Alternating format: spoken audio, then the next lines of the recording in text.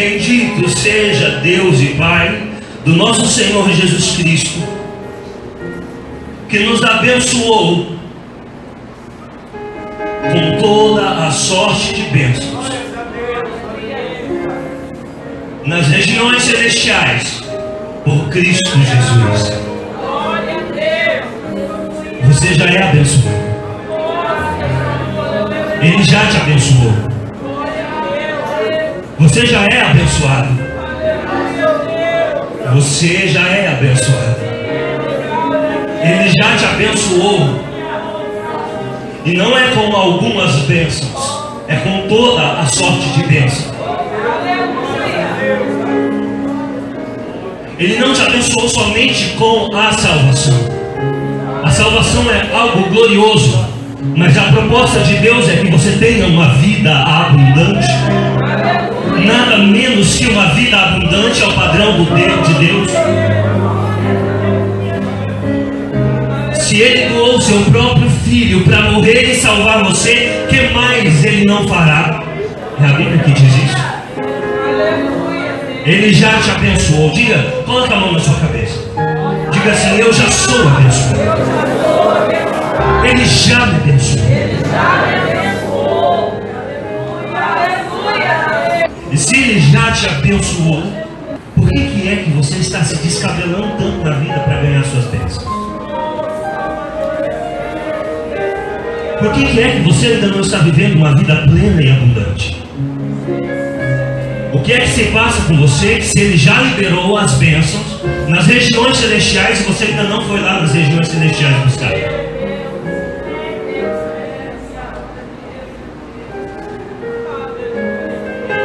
E nós chegamos na casa do Senhor com a nossa lista de pedidos, desesperados por ter vitória na nossa vida.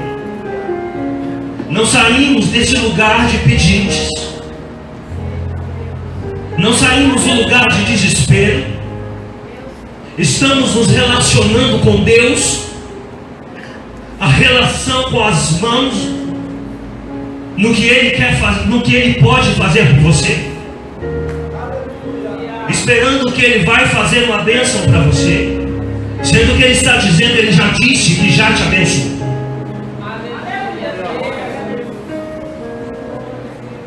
E aí você diz: Ele já me abençoou, por que eu não estou tendo a vitória? Por que eu não estou tendo uma vida abundante? Por que eu tenho que lutar tanto e sofrer tanto?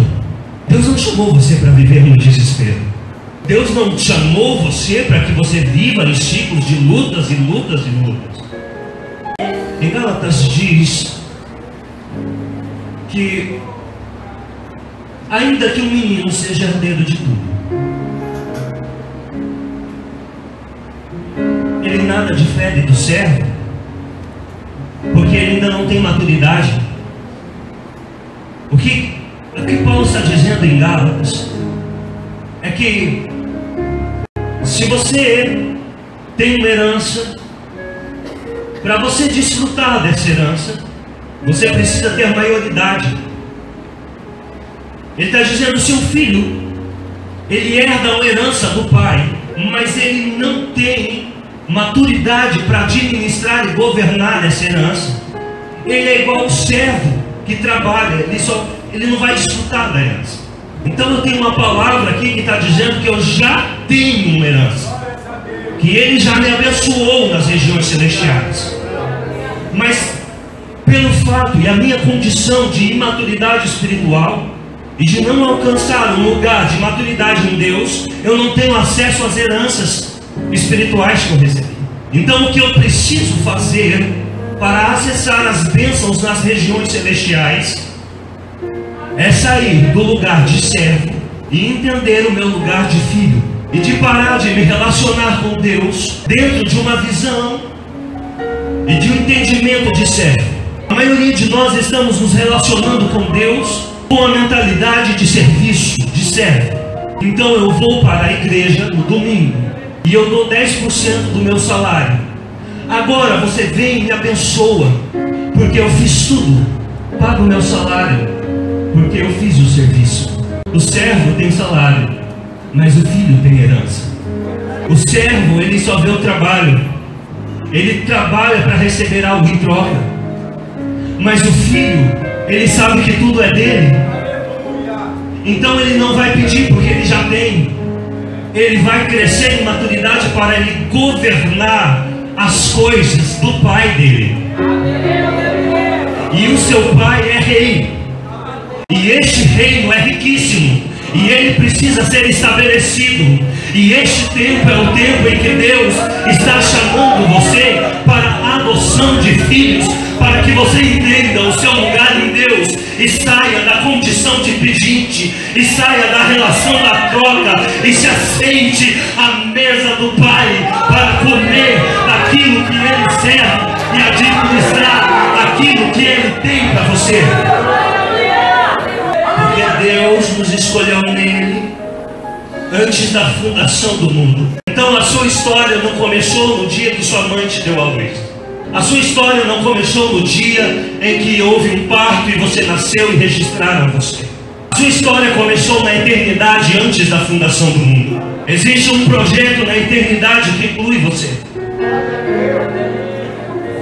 Em algum lugar da eternidade, Deus abriu a mesa dele e desenhou um projeto que incluía a sua vida. E no Salmo 139 disse: antes que você fosse formado no ventre da sua mãe, Ele sabia todos os seus dias. Sabia tudo sobre você.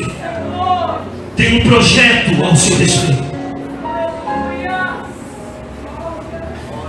E este projeto se constitui em governar uma herança que Ele te deixou. O ministério que Deus tem para você é muito além do que você imagina. É administrar e governar um reino. Então hoje Deus está te chamando para você abandonar as suas listas de pedido e parar de arrumar coisas para Deus abençoar, e sentar com Ele na mesa da intimidade de pai e filho e dizer: Pai, o que é que o Senhor projetou na eternidade? Quais são os caminhos que o Senhor já escreveu para mim? Porque se eu andar naquilo que Deus escolheu, já é abençoado. Então eu não preciso trazer coisas para Deus abençoar. Eu preciso entrar no que Deus está fazendo e andar nos caminhos que Deus desenhou para mim, porque já são abençoados. Então o que você precisa é abandonar os teus projetos de conquistas para 2017.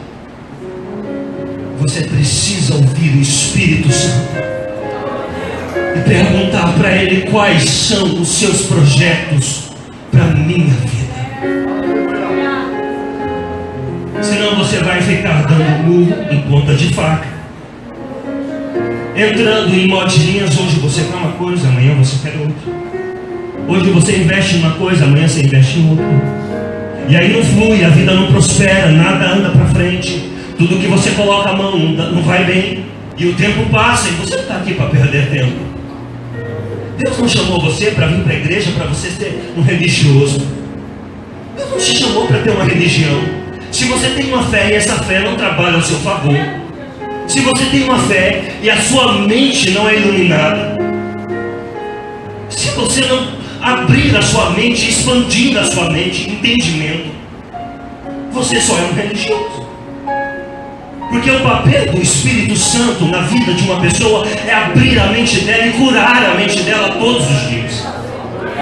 Sabe o que o Espírito Santo está fazendo na minha vida todos os dias? Ele está me curando a minha mente e me alinhando com o céu. Então a minha pergunta para o Espírito Santo é: Espírito Santo, o que é que eu tenho que ser curado hoje? Onde é que eu tenho que ser liberto hoje? Nós precisamos ser libertos de uma mentalidade medíocre e pedinte. Nós transformamos Deus num Papai Noel, que agora é obrigado a aceitar os seus decretos. Deus não vai dar porque você pede. É por isso que tem gente 30 anos na igreja pedindo e não vivem sobrenatural. Não vivem algo espetacular. Está contando o testemunho de outros. Não tem experiência sobrenatural com Deus. Prega um Deus sobrenatural, mas ele não viveu o sobrenatural. Ele nos deu um espírito de adoção. O inferno sempre vai te tirar da mesa do Pai. A proposta do inferno é te tirar da mesa do Pai e da comunhão. Mas o Espírito é te levar para a adoção de filhos.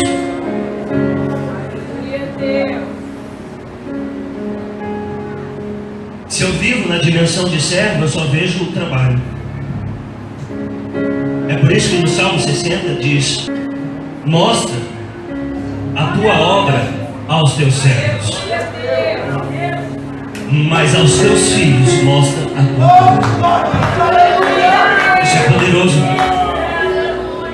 Se eu vivo na dimensão de servo, eu só vou ver o que eu tenho que fazer. Eu vou me ocupar do trabalho.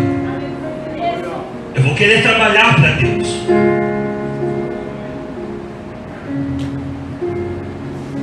O servo só vê a obra. Mas Deus não te chamou para o trabalho. Deus não te fez para o trabalho. Para o trabalho Ele tinha os anjos, que faz um serviço muito melhor e sem reclamar, e sem dar problema, e sem dar pedido, sem confusão. Quando Ele te fez, o projeto dele era relacionamento. Quando Ele desenhou o projeto, Ele pensou na família. Esse é o projeto desde o Éden. O propósito eterno de Deus é uma família. Ele pensou em relacionamento. E o desejo de Deus é se relacionar com você. Então nós estamos tentando inventar trabalhos para Deus. Nós queremos servir a Deus. Nós queremos fazer para ver se Deus nos abençoa. Estamos tentando convencer Deus com o nosso serviço. O seu serviço não convence a Deus. O seu trabalho não move Deus. O que você faz não move Deus. Quando Jesus chamou os discípulos, não era para trabalhar, era para estar com Ele. Eu não estou dizendo que não é para você trabalhar, porque Deus é um Deus de trabalho. Jesus disse: o meu Pai trabalha e eu também trabalho. E esse mesmo salmo que eu citei, ele diz: Senhor, confirma o trabalho das nossas mãos. É para trabalhar? É. Mas o trabalho não é para alimentar o relacionamento. Eu não posso fazer para me relacionar. Eu tenho que me relacionar. E no relacionamento eu vou saber o que eu tenho que fazer. Não é o trabalho que alimenta o relacionamento com Deus. É o relacionamento que alimenta o trabalho.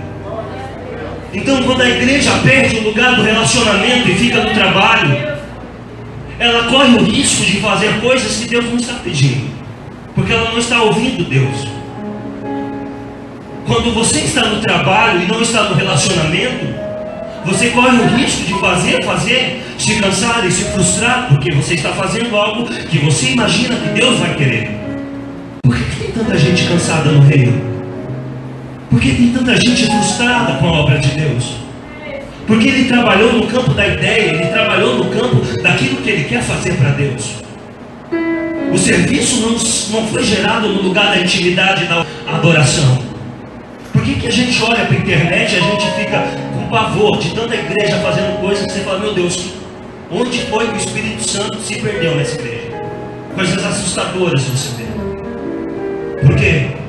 Porque não tem mais o Espírito Santo, perdeu o lugar da intimidade. Então agora eles precisam olhar para o mundo e copiar o mundo, e trazer o mundo para a igreja, sendo que o Espírito Santo é a pessoa mais criativa do universo do planeta. E se você precisa buscar no mundo receitas para gerenciar a igreja, para atrair essa geração, falta o Espírito Santo. Se eu preciso olhar para o mundo e buscar referências para atrair essa geração, eu quero te avisar, queridos, que o seu trabalho não vai atrair essa geração. Deus não está procurando servos, Deus está procurando os filhos. O que a Bíblia diz não é que a natureza aguarda as manifestações dos servos de Deus. A Bíblia diz que toda a natureza aguarda em grande expectativa a manifestação dos filhos de Deus, daqueles que se relacionam com Deus. Então eu preciso voltar para o lugar da intimidade. O problema é que mentalidade que prioriza o serviço. É a mesma mentalidade que prioriza o ser visto. E agora eu não estou fazendo mais porque eu tenho um propósito. Eu estou fazendo agora porque eu quero me projetar. Então eu preciso de um púlpito. Eu preciso de um altar porque eu quero tocar as pessoas. Mas eu quero tocar daqui. Nós queremos tocar essa geração de cima de um altar, de cima de um púlpito, de cima de uma plataforma. E eu quero dizer que nesse tempo Deus está chamando a gente para descer do púlpito. Porque foi isso que Jesus fez. Foi isso que Jesus fez. Sendo ele achado em forma de Deus, não teve por usurpação em ser igual a Deus. Antes aniquilou-se a si mesmo, tomando forma de servo, e sendo achado em forma de servo, humilhou-se até a morte, e a morte de cruz. Você quer tocar pessoas? Você quer tocar essa geração? Então talvez seja a hora de você descer das plataformas e fazer o que Jesus fez, se envolver com pessoas, se misturar com pessoas. O trabalho que Jesus fez, e é o único trabalho relevante, e é o único trabalho que é eterno, é você cuidar e discipular pessoas. Então, eu quero tocar essa geração, mas eu não estou disposto a descer e cuidar das pessoas e me envolver com pessoas. Se a obra que você está fazendo, você precisa do reconhecimento humano. Se a obra que você está fazendo, você precisa de uma credencial e um cargo. Se a obra que você está fazendo precisa de um holofote e as pessoas precisam ver, você não está fazendo a obra de Deus. Porque a obra de Deus foi a obra que Jesus Cristo fez. Ele aniquilou-se a si mesmo, tomou a forma de servo, sem poder nenhum. Ele deixou lá, ele disse: eu vou descer, mas eu vou descer sem nada, como eles. Sendo ele achado em forma de Deus, não teve por usurpação em ser igual a Deus. Eu vou descer, mas eu vou descer vazio como eles, sem nada como eles, sem poder algum. E ele começou a andar na terra. E por que ele manifestou as obras do Pai? Por que ele fez milagres se ele não teve poder algum? Por que ele manifestou sinais e maravilhas? Porque ele vivia na dependência do Espírito Santo.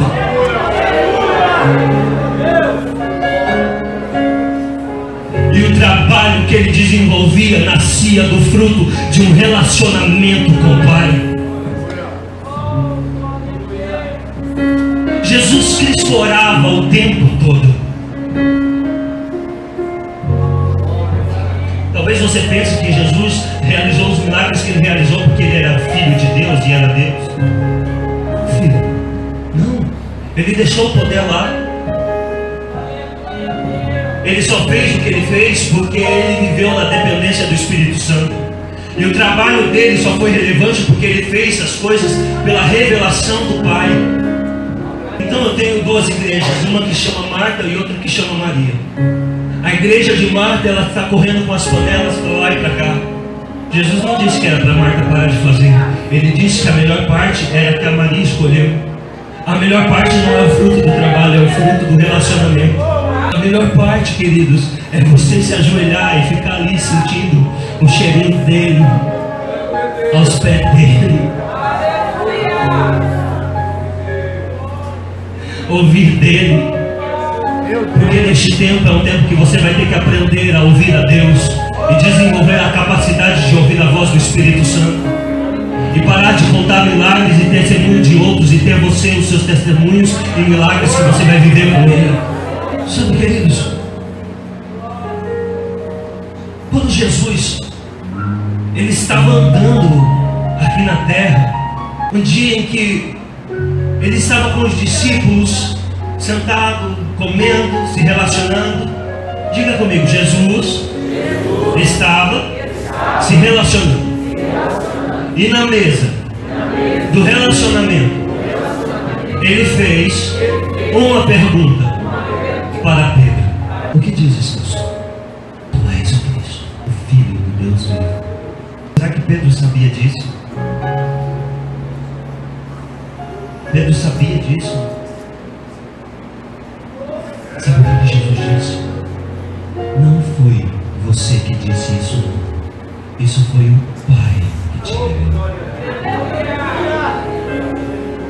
Foi o Pai que te revelou. Então repete assim comigo. Na mesa do relacionamento, eu tenho revelação. Aleluia!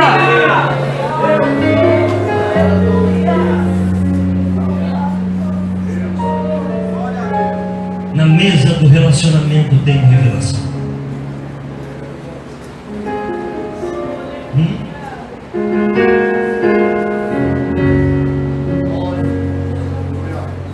Precisamos ser pessoas de revelação. Deus está chamando você para ser uma pessoa de revelação. Deus está chamando essa igreja para ser uma igreja de revelação. Quando está tudo bem, quando está fartura, qualquer um governa. Mas na crise, só homens de revelação podem governar. Quando o Egito estava na fartura, quem governava é Faraó. Mas quando chegou a crise, quem governou foi um homem que tinha revelação e o nome dele era José. Deus está te levantando como José neste tempo de crise. Onde estão os Josés que Deus está levantando no tempo da crise? Só homens de revelação podem governar. Deus está te chamando para governar neste tempo. Aleluia. Então Pedro está ali sentado na mesa e ele tem uma revelação. E após a revelação, o que é que Jesus diz para ele? Eu sou Cristo, mas você é pedra. Quem é profeta aqui que já entendeu? Aleluia! O que Jesus fez com ele? Ele mudou o nome. Ele recebeu uma nova identidade. Porque quando eu estou na mesa da intimidade, eu recebo revelação. E quando eu tenho revelação de quem Ele é, eu recebo a minha identidade nele. E aí Ele diz para mim que eu sou pedra, que eu sou rocha, que eu sou inabalável, que ninguém mais vai me roubar do propósito e da bênção. Ninguém vai me tirar do meu trajeto. Que eu não vou parar na opinião das pessoas, na crítica. Que eu vou continuar no projeto porque eu sou inabalável. Porque eu não posso fazer algo para Deus se eu não tenho identidade. Porque identidade não é o que você é, igual quem você é. Identidade, idêntico a quem? É por isso que Jesus falou: eu só faço aquilo que eu vejo o meu Pai fazer. Ele está dizendo: eu sou igual ao Pai. O meu Pai trabalha e eu trabalho também. Eu construo sobre a mesma base que meu Pai está fazendo. Então você não pode inventar serviços e trabalhos para que Deus te abençoe. Você precisa começar a trabalhar em cima daquilo que Deus está fazendo. Então quando você entra nessa mentalidade de filho, a sua oração muda. Porque agora você não vai mais orar para aquilo que você precisa. Você não tem mais pedidos. A sua oração é: Pai, me dá maturidade, que eu preciso entrar em lugares de governo.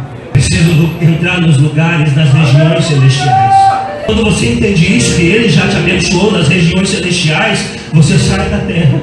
Porque tudo que Deus dá, Ele dá nas regiões celestiais. Então você tem que parar de procurar o braço de carne, parar de se desgastar em buscar em pessoas o que você precisa.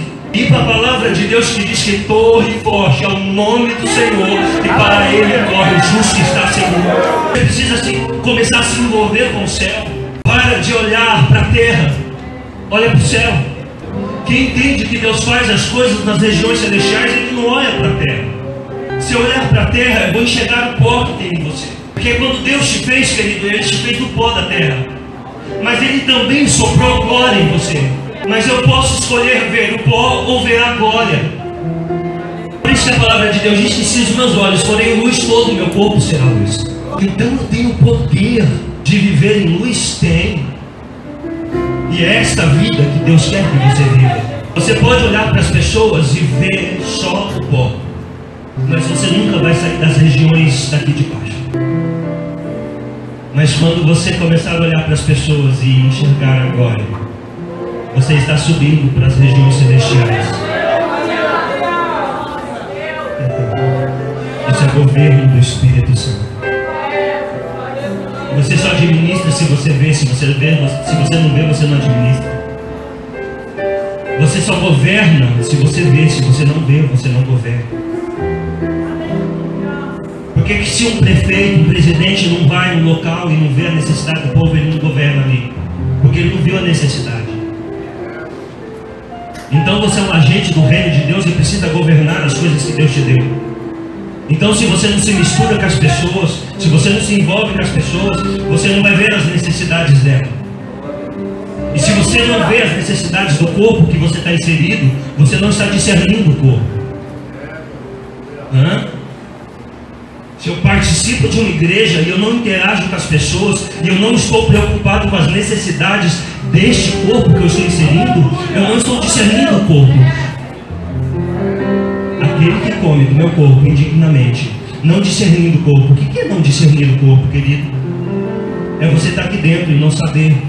Ou talvez sabe, mas faz vistas grossas para os lugares onde a igreja precisa que você coloque a sua mão e fale: eu vou produzir um trabalho, porque Deus me revelou aqui que este trabalho é o trabalho que eu preciso fazer. Tem uma lacuna que tem que ser preenchida, então eu vou fazer isso. É colocar o seu ombro e falar: pastor, meu ombro está aqui para carregar fardo junto com o Senhor.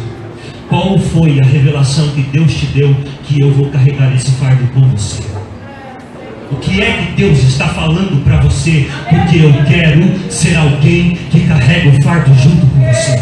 Eu vou governar as coisas nas regiões celestiais. Eu não vou inventar história para Deus vir abençoar. Eu vou começar a fazer aquilo que Deus já está fazendo e que já é abençoado. Então Pedro, ele recebe uma revelação. E por causa da revelação, ele recebe uma identidade. Você só pode fazer algo para Deus quando você recebe uma identidade. Até com Jesus foi assim. Ele precisou ouvir do Pai: tu és o meu filho amado. Ele recebeu ali a afirmação de quem ele era. Tudo que o inferno faz é questionar a sua filiação em Deus, é roubar o seu lugar de filho. Ele quer inverter os papéis e ele quer te sobrecarregar com o serviço e falar: faz para você ser alguém. Desde o Éden, assim, come isso aqui para você ser. Ele quer te sobrecarregar com trabalhos. Pode ser que você passe a vida inteira fazendo trabalhos para Deus. E um dia você vai chegar diante do tribunal de contas e você vai dizer: em teu nome eu fiz. Aí Jesus vai dizer assim: olha, você não foi para a mesa do relacionamento e da intimidade, portanto eu não te conheço, apartai-vos de mim. Ele não vai dizer isso para o povo lá de fora, ele vai falar isso para quem está aqui dentro fazendo. O apartai-vos de mim, que eu não te conheço, foi para quem fez no nome dele, mas fez sem revelação, fez para convencer ele. Se você está orando para convencer Deus, te abençoar, se você está fazendo jejum para tentar convencer Deus de te abençoar, quer dizer que você não entendeu o seu lugar em Deus. A sua oração não é para convencer Deus de te abençoar. A sua oração é para você se alinhar com o céu. É para você se alinhar com o coração de Deus. Porque Deus não revela o coração dele para quem não se interessa por ele. Para quem não senta na cadeira e fala: Deus, eu vou sentar aqui, reparte seu coração comigo. Fala para mim o que é que o Senhor deseja fazer com essa geração.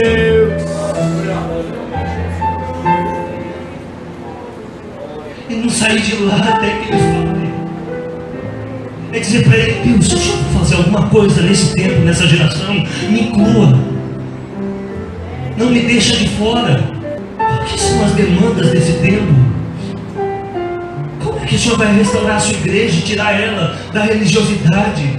Como é que nós vamos evangelizar para que o Senhor venha, porque eu quero ver o céu. E a tua palavra diz que quando o evangelho for pregado a toda criatura, então virá o fim. Então eu quero evangelizar.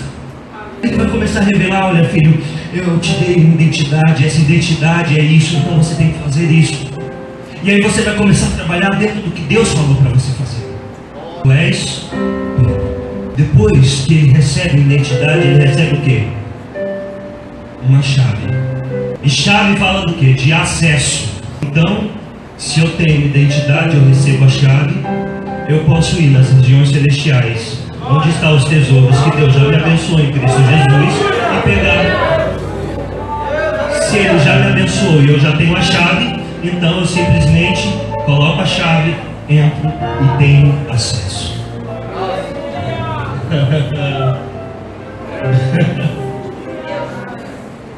Então agora que eu tenho identidade, eu posso ter acesso às bênçãos espirituais. Deus está te chamando para ter acesso, querido. Então você precisa crescer em Deus. Então a campanha que você tem que fazer não é para você ter a chave do seu carro novo. A campanha que você tem que fazer não é para um emprego, uma promoção. A campanha que você tem que fazer é para você se tornar maduro, deixar esse nível raso de espiritualidade barata e assumir um compromisso sincero de crescimento. Você precisa ter entendimento. Deus não vai dar se você pedir, Ele vai dar se você entender. Porque se você não entender, você não vai desfrutar daquilo que Ele está dando. Você vai desperdiçar. Deus não vai dar para você desperdiçar.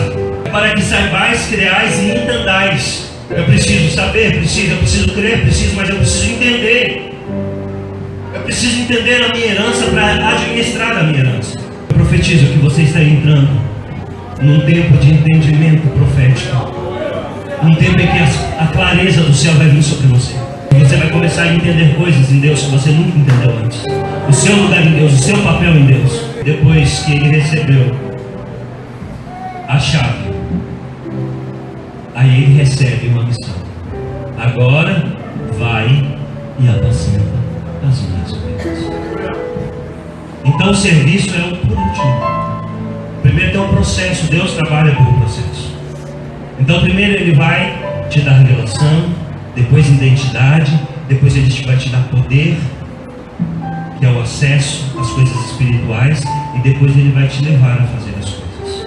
Quando Jesus foi batizado nas águas, Ele ouviu dos céus o Pai dizendo: este é o meu Filho amado. A palavra no original é ruios. Este é o ruios de Deus, que significa filho maduro de Deus. O que é que Jesus tinha produzido até aquele momento? Quantas curas Jesus tinha realizado até aquele momento? E ele ouviu que ele era o Filho amado, porque não tem a ver com o que você faz ou produz, tem a ver com quem você é. Não tem a ver com o seu trabalho, tem a ver com aquilo que Deus está construindo dentro de você. Quando Paulo escreve na carta aos Coríntios, ele diz: filhinhos, não pequeis. A palavra é pequenos. Eram filhos de Deus? Eram filhos genuínos? Eram, mas eram os pequenos, imaturos. Não desfruta da herança. Deus está te levantando hoje para um novo nível, de te levar ao ruios de Deus, para desfrutar da sua herança. Glória a Deus. Você pode glorificar por essa revelação? Dá uma resposta para o céu então, vai. Responde o céu agora. Diga que você entendeu. Dá uma resposta de adoração. Manifeste a sua gratidão. Deus, obrigado por isso.